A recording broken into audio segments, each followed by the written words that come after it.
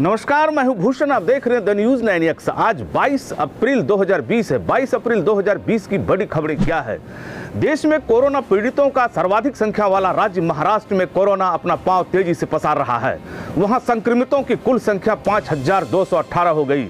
सिर्फ मंगलवार को 552 नए मामले आए हैं। मंगलवार को महाराष्ट्र के 19 संक्रमित कोरोना के गाल में समा गए। कोरोना से वहीं अब तक कुल मृतकों की संख्या 251 हो गई। सिर्फ मुंबई में संक्रमितों की संख्या 3000 से अधिक है।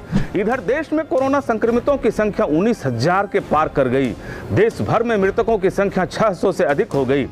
केंद्र और राज्य सरकारों का चिंतन बढ़ गया है। हम आपको बिहार की कोरोना अपडेट और प्रमुख खबरें बताने जा रहे हैं, लेकिन इससे पहले विभिन्न राज्यों में कोरोना संक्रमण कैसा है और किस कदर बढ़ती जा रही है, यह जानना भी जरूरी है।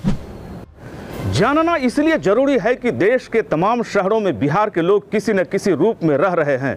कुछ लोग तो नौकरी पेशा में है, लेकिन अधिकांश लोग मजदूर हैं। आपने पहले सुना कि कोरोना संक्रमण के मामले में महाराष्ट्र सबसे आगे है। इसके बाद दूसरा बड़ा संक्रमित राज्य गुजरात तथा मध्य प्रदेश है। गुजरात में मरने वालों की संख्या 90 हो गई और 2178 संक्रमित हैं। उसी प्रकार मध्य प्रदेश में कुल संक्रमितों की संख्या 1552 है, तो मरने वालों की संख्या 76 हो गई। वहां संक्रमितों की औसतन संख्या से मरने वालों की संख्या ज्यादा है। अब चलते हैं दिल्ली की ओर, जहां बिहार के प्रवासी मजदूरों की संख्या काफी ज्यादा है।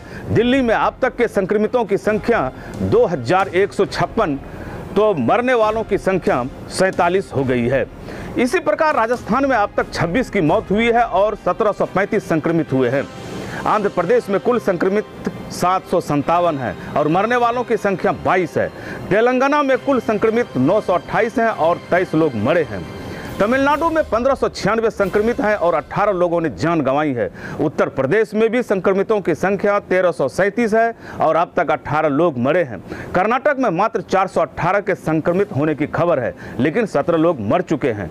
पश्चिम बंगाल में 392 संक्रमित डिटेक्ट हुए हैं, जिसमें 15 की मौत हुई है, तो 73 लोग स्वस्थ भी हो चुके हैं। उत्तराखंड, छत्तीसगढ़, लद्दाख, अंडमान निकोबार में किसी के मरने की खबर नहीं है, लेकिन संक्रमण बरकरार है। उड़ीसा में 79 लोग संक्रमित हैं, तो इनमें से 25 स्वस्थ हो चुके हैं और अब तक एक की जान गई है। अब चलते हैं सीधे बिहार की ओर। बिहार में कुल संक्रमितों की संख्या बढ़कर 126 हो गई। एक ही दिन मंगलवार को 13 नए मामले सामने आ गए। हिसुआ के विधायक को लॉकडाउन में पास निर्गत करने वाले नवादा के एसडीओ को सरकार ने निलंबित कर दिया। सामान्य प्रशासन विभाग ने मंगलवार की शाम इसकी अधिसूचना जारी कर दी।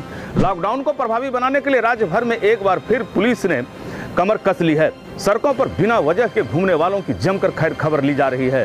पुलिस ने राशन और सब्जी दुकानदारों को भी सोशल डिस्टेंस बताया। लॉकडाउन की वजह से कोटा में तैयारी करने गया छात्र सत्यनारायण शाह अपने पिता का अंतिम दर्शन भी नहीं कर सका। वह दरभंगा जिले के नवडेगा गांव का बताया जाता है। इधर लॉकडाउन है और उधर बिहार के बांका जिले के बेलहर में किसी बड़ी घटना को अंजाम देने की तैयारी कर रहे अपराधियों को पुलिस ने गिरफ्तार कर लिया। पुलिस ने त्वरित कार्रवाई करते हुए 6 अपराधियों को गिरफ्तार किया है। अपराधियों के पास से एक देशी कट्टा व 5 जिंदा कारतूस बरामद किया गया है। अररिया में एक कृषि पदाधिकारी के द्वारा चौकीदार को उठक बैठक कराने और पैर पर झुकाने के मामले ने तूल पकड़ लिया है। इस घटना की जैसे ही वीडियो वायरल हुई, वैसे ही बिहार के डीजीपी गुप्तेश्वर पांडे सख्त हुए। उन्होंने कहा, एक चौकीदार की भी इज्जत होती है जितना IAS IPS का होता है। इधर कृषि मंत्री ने भी मामले की जांच कराने का आदेश दिया है। आंधी पानी बिहार में काल बनकर आई और कई लोगों के घर उड़ा ले गई, तो कई किसानों के खेतों में लगी मक्का की फसल को रौंद दिया। बुधवार को आई आंधी पानी में वज्रपात से बिहार में 5 की मौत हो जाने की भी खबर है।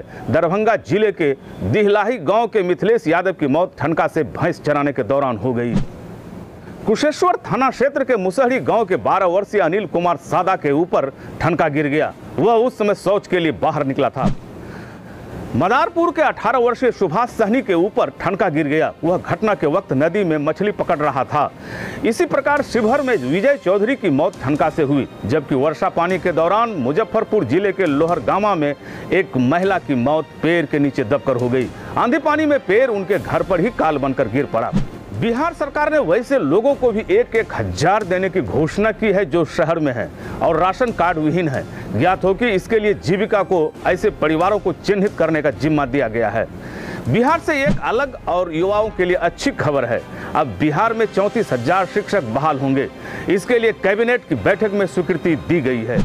पूर्णिया जिले के मुरबल्ला में एक युवक को लॉकडाउन का पाठ पढ़ाना महंगा पड़ा। दबंगों ने उनके घर घुसकर उसकी पिटाई कर दी। हमारे कुछ सुधी व्यूवर्स ने हमें कमेंट किया है और अपनी परेशानियों को रखा है। बिहार के कटिहार जिले के बराड़ी के अफजल हुसैन ने लिखा है कि हम लोग करीब 700 लोग दिल्ली में फंसे हुए हैं। बिहार सरकार से गुजारिश है कि हम लोगों की मदद करें। इसी पर बिहार से मोहम्मद मुसब्बिर ने जवाब दिया है कि वहीं रहिए, सुरक्षित रहिए। मुजफ्फरपुर के महेश दास लिखते हैं कि वे अभी दिल्ली में लॉकडाउन में फंसे हुए हैं। बांका जिले के जितेंद्र ने लिखा है कि वे 22 आदमी के साथ राजस्थान के जयपुर में लॉकडाउन है, हम लोगों को घर ले जाने की कोशिश करें। कैमूर के अशोक कुमार ने भी घर ले जाने का निवेदन किया है, वे अपने साथियों के साथ हरियाणा में फंसे हुए हैं। बिहार के मधेपुरा जिले के रिजवान आलम ने कमेंट बॉक्स में अपने को 13 आदमी के साथ अंबाला कैंट में लॉकडाउन में फंसने की बात लिखा है। 13 तारीख तक खाना ठीक ठाक मिला, 13 तारीख के बाद खाना नहीं मिल रहा है, हम लोगों की सेहत खराब होते जा रही है। हरियाणा से ही जितेंद्र रविदास ने लिखा है कि मैं नवादा जिले का रहने वाला हूँ, खाना कभी मिलता है कभी नहीं मिलता है, मुझे मेरा घर पहुँचा दीजिए। बिहार के अजय कुमार ने अपनी राय सरकार से द न्यूज़ 9X के प्लेटफॉर्म के जरिए शेयर किया है। उन्होंने लिखा है कि बिहार के बाहर फंसे मजदूरों की जांच कर बिहार ले आना चाहिए। महामारी से बचाव के लिए जितने दिन लॉकडाउन की जरूरत होगी उतना दिन रखा जाए।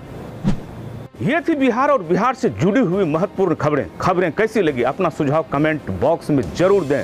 अगर आप हमारा ये वीडियो फेसबुक पेज के माध्यम से देख रहे हैं तो फेसबुक पेज लाइक करें। अगर हमारा ये वीडियो आप यूट्यूब पर देख रहे हैं तो YouTube channel the news 9X subscribe करें।